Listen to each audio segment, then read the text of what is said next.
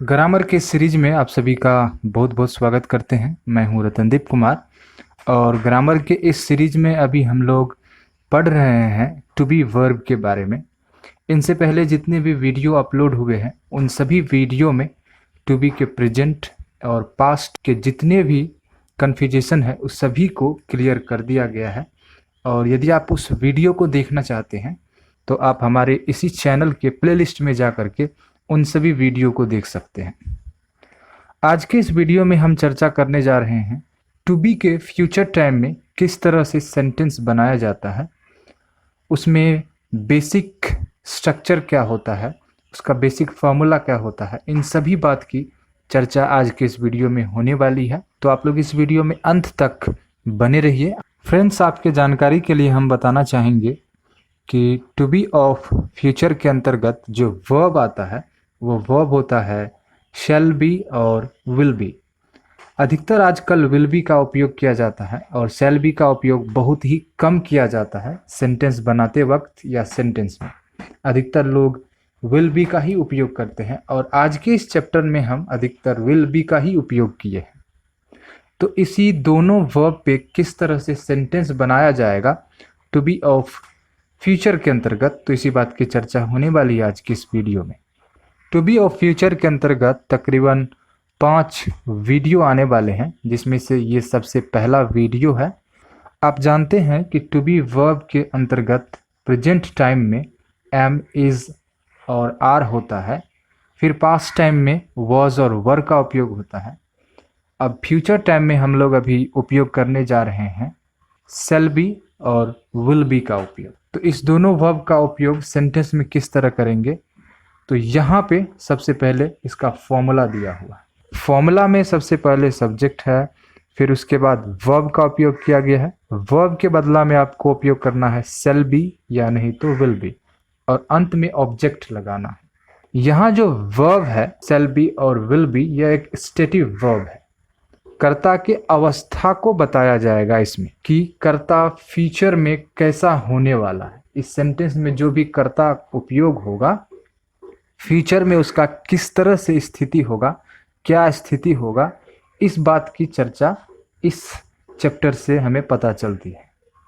तो सबसे पहला जो फॉर्मूला आप लोग यहाँ पर देखे हैं, इस फॉर्मूला में सबसे पहला सेंटेंस यहाँ आपके सामने है। सब्जेक्ट के बदला में यहाँ पर आई का उपयोग किया गया है। फिर वर्ब के बदला में विल बी का उपयोग किए हैं और ऑब्जेक्ट के बदला में अ पोइट का उपयोग किया है। आपके जानकारी के लिए हम पहले बता चुके थे कि विल बी का उपयोग अधिक से अधिक करना है, शैल बी का उपयोग नहीं करना है। वैसे आई के साथ शैल बी का ही उपयोग किया जाता है, लेकिन आजकल अधिकतर विल बी का ही उपयोग होने लगा है। तो हम लोग और आप सभी आई के साथ विल बी का ही उपयोग करेंगे। और अंत में देख रहे हैं अ पोइट, जो ऑब्जेक्ट है। ऑब्जेक्ट की जगह पर आप नाउन भी यूज कर सकते हैं, एडजेक्टिव और एडवर्ब। विशेष करके आप यूज करेंगे एडवर्ब और एडजेक्टिव। यहाँ पर हम एक नाउन का उपयोग किए हुए हैं, अ पोइट, जो नाउन है, और इसी पर एक सेंटेंस यहाँ पर बना है, I will be a poet. और इसका हिंदी अर्थ निकल रहा है, मैं एक कवि होऊंगा। मैं एक कवि अभी नहीं हूँ, नहीं था, बाद में होऊंगा, यानी कि बाद में बनूंगा। इस तरह के सेंटेंस बनाने के लिए बिकम वर्ब का भी उपयोग किया जाता है, जैसे I will become a poet. तो इस चीज़ की चर्चा हम टेंस में सीखने वाले हैं। वैसे यहाँ पर अभी हम लोग पढ़ रहे हैं टू बी वर्ब, इसीलिए बी का उपयोग कर रहे हैं बिकम के बदला में। बी भी आपको V1 है और बिकम भी V1 है, अंतर दोनों में कोई नहीं है, बस हमें इस बात का ख्याल रखना है। अभी हम लोग टू बी चैप्टर पढ़ रहे हैं, इसीलिए हम लोग बी का उपयोग कर रहे हैं। इसी तरह यहाँ पर बहुत सारे सेंटेंस बनाए गए हैं। फर्स्ट पर्सन पे तो आपके साथ मैं सेंटेंस शेयर कर चुका हूँ। सेकंड पर्सन के साथ भी यहाँ पर बनाए गए हैं, थर्ड पर्सन के साथ भी बनाए गए हैं। फर्स्ट पर्सन में ही प्लूरल नंबर पे यहाँ पर एक सेंटेंस बनाया गया है, वी विल बी लेबोरियस। इसका हिंदी अर्थ निकल रहा है, हम लोग परिश्रमी होंगे। फिर यहाँ पे देख रहे हैं सेकंड पर्सन पर बनाया गया एक सेंटेंस जो सिंगुलर में है, you will be a player, आप एक खिलाड़ी होंगे। फिर नेक्स्ट देखेंगे एक और उदाहरण है, जो यू पर ही बनाया गया है, और यहाँ पर यह प्लूरल सेंटेंस है। यू विल बी प्लेयर्स, आप खिलाड़ियों होंगे। यहाँ पे प्लेयर्स प्लूरल है, इसीलिए यह सेंटेंस प्लूरल में है। फिर आगे देखेंगे हम लोग थर्ड पर्सन सिंगुलर नंबर के साथ कुछ सेंटेंस यहाँ पर बनाए गए हैं जिसे मैं आपके सामने पढ़ देना चाहूँगा। सेंटेंस है he will be a boy, वह एक लड़का होगा। अगला सेंटेंस है she will be a girl, वह एक लड़की होगी। अगला सेंटेंस है it will be a ball, यह एक गेंद होगा। फिर नेक्स्ट सेंटेंस है Ram will be a creator, Ram एक निर्माता होगा। इसी तरह आगे हम लोग देख रहे हैं थर्ड पर्सन प्लूरल नंबर में एक सेंटेंस बनाया गया है दे विल बी हेल्पर्स, वे लोग सहयोगी होंगे। फिर आगे आप लोग प्लूरल सब्जेक्ट भी ले सकते हैं, जैसे यहाँ पर लिया गया है Ram and Shyam will be thinkers, Ram और श्याम सोचने वाले होंगे या नहीं तो विचारक होंगे। तो इस तरह आप लोग समझ चुके हैं कि टू बी ऑफ फ्यूचर के अंतर्गत अफर्मेटिव सेंटेंस किस तरह बनाया जाता है। अब हम लोग सीखेंगे टू बी ऑफ फ्यूचर के अंतर्गत नेगेटिव सेंटेंस किस तरह बनाया जाता है। बस ऊपर के ही फॉर्मूला में आपको विल के बाद नॉट लगा देना है। जैसे यहाँ पे फॉर्मूला है subject verb not be object.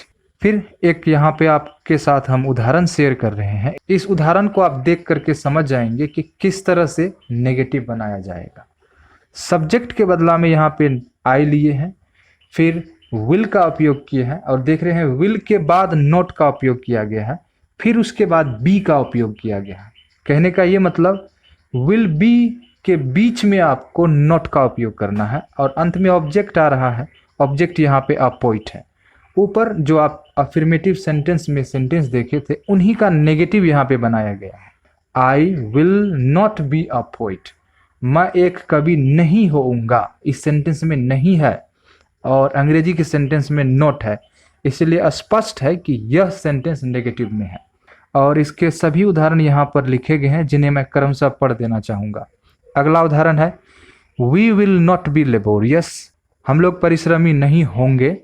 फिर नेक्स्ट उदाहरण है you will not be a player, आप एक खिलाड़ी नहीं होंगे। फिर नेक्स्ट उदाहरण है you will not be players, आप लोग खिलाड़ियों नहीं होंगे। फिर नेक्स्ट उदाहरण है he will not be a boy, वह एक लड़का नहीं होगा। फिर नेक्स्ट उदाहरण है she will not be a girl, वह एक लड़की नहीं होगी। अगला उदाहरण है Ram will not be a creator, Ram एक निर्माता नहीं होगा। फिर आगे और उदाहरण यहाँ पर है जो प्लूरल पर आधारित है they will not be helpers, वे लोग सहयोगी नहीं होंगे। आप इसी तरह के अधिक से अधिक सेंटेंस बना सकते हैं इसी फॉर्मूला पर और प्रैक्टिस कर सकते हैं इस चैप्टर को। अब हम लोग देखने जा रहे हैं टू बी ऑफ फ्यूचर के अंतर्गत किस तरह क्वेश्चन सेंटेंस बनाया जाता है, यानी कि इंटरोगेटिव सेंटेंस बनाया जाता है। सेंटेंस के शुरू में आपको विल रखना है, उसके बाद सब्जेक्ट रखना है, फिर बी रखना है और अंत में ऑब्जेक्ट रखना है। ये नियम है यहाँ पर सेंटेंस बनाने के इंटरोगेटिव सेंटेंस के अंतर्गत टू बी ऑफ फ्यूचर के इस पाठ में। फॉर्मूला भी आप लोग देख रहे हैं, पहले वर्ब का उपयोग किया गया है, फिर सब्जेक्ट, फिर बी और अंत में ऑब्जेक्ट का उपयोग किया गया है।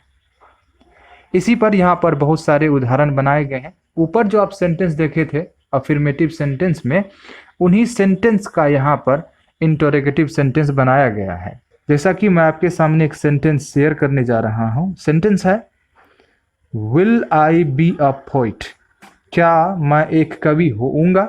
और आप यहाँ पर देख रहे हैं कि सेंटेंस के अंत में क्वेश्चन मार्क का उपयोग किया गया है। इस बात को आप नहीं भूलेंगे कि क्वेश्चन सेंटेंस में अंत में आपको क्वेश्चन मार्क का उपयोग निश्चित करना है। इस सेंटेंस को पहले हम लोग समझते हैं फॉर्मूला के आधारित पे है कि नहीं है। फॉर्मूला में देख रहे हैं सबसे पहले वर्ब है तो वर्ब का उपयोग किया गया है विल, फिर सब्जेक्ट है तो सब्जेक्ट के बदला में आई का उपयोग किया गया है। फिर आगे देख रहे हैं फॉर्मूला में बी है तो बी का उपयोग किया गया है, और अंत में देख रहे हैं ऑब्जेक्ट है तो ऑब्जेक्ट के बदला में यहाँ पे अ पोइट का उपयोग किया गया है। इस अ पोइट के बदला में आप एडजेक्टिव का भी उपयोग कर सकते हैं, जैसे will I be good, will I be bad, genius. आप इस तरह के बहुत सारे एडजेक्टिव का भी उपयोग कर सकते हैं।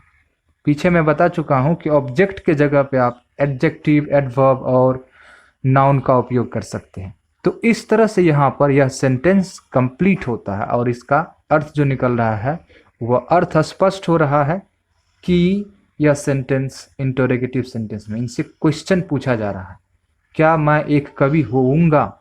मैं अपने बारे में पूछ रहा हूँ या आप अपने बारे में पूछ रहे हैं कि मैं एक कवि बनूंगा। स्पष्ट है कि यह एक क्वेश्चन सेंटेंस है। अब हम लोग सीखने जा रहे हैं कि इसी चैप्टर में किस तरह से इंटरोगेटिव नेगेटिव सेंटेंस बनाएंगे। यहाँ पर भी यह सेंटेंस बनाना बड़ा ही आसान है। बस सेंटेंस के शुरू में आपको विल रखना है, यानी कि वर्ब रखना है, फिर उसके बाद सब्जेक्ट, फिर उसके बाद नॉट, उसके बाद बी का उपयोग करना है और अंत में ऑब्जेक्ट, और सबसे अंतिम में क्वेश्चन मार्क का उपयोग निश्चित कीजिएगा। इसी फॉर्मूला के सारे यहाँ पर बहुत सारे सेंटेंस बनाए गए हैं। जो पीछे आप ऊपर में अफर्मेटिव सेंटेंस देखे थे उन्हीं का यहाँ पर इंटरोगेटिव नेगेटिव सेंटेंस बनाया गया है। चलिए इसी फॉर्मूला पर किस तरह से एक सेंटेंस बनाया जाता है उन्हें देख लेते हैं। आपके सामने एक सेंटेंस बना हुआ है, will I not be a poet, और इसका हिंदी अर्थ निकल रहा है, क्या मैं एक कवि नहीं होऊंगा। ऊपर आप फॉर्मूला में देख रहे हैं, सबसे पहले है वर्ब, वर्ब के बदले यहाँ पर विल का उपयोग किया गया है। उसके बाद सब्जेक्ट देख रहे हैं फॉर्मूला में, सब्जेक्ट के बदला में यहाँ पे आई का उपयोग किया गया है। फिर उसके बाद आप देख रहे हैं फॉर्मूला में नॉट, तो सेंटेंस में भी देखिए यहाँ पर आई के बाद नॉट का उपयोग किया गया है। उसके बाद देखिए सेंटेंस में बी का उपयोग किया गया है और फॉर्मूला में भी बी का उपयोग किया गया है, और अंत में ऑब्जेक्ट देख रहे हैं, और इस सेंटेंस में भी आप देखेंगे अंत में ऑब्जेक्ट है, अ पोइट। मैं उम्मीद करता हूं कि इस चैप्टर में आप लोग affirmative sentence, negative sentence, interrogative sentence और इंटरोगेटिव नेगेटिव सेंटेंस बनाने के लिए सीख चुके होंगे।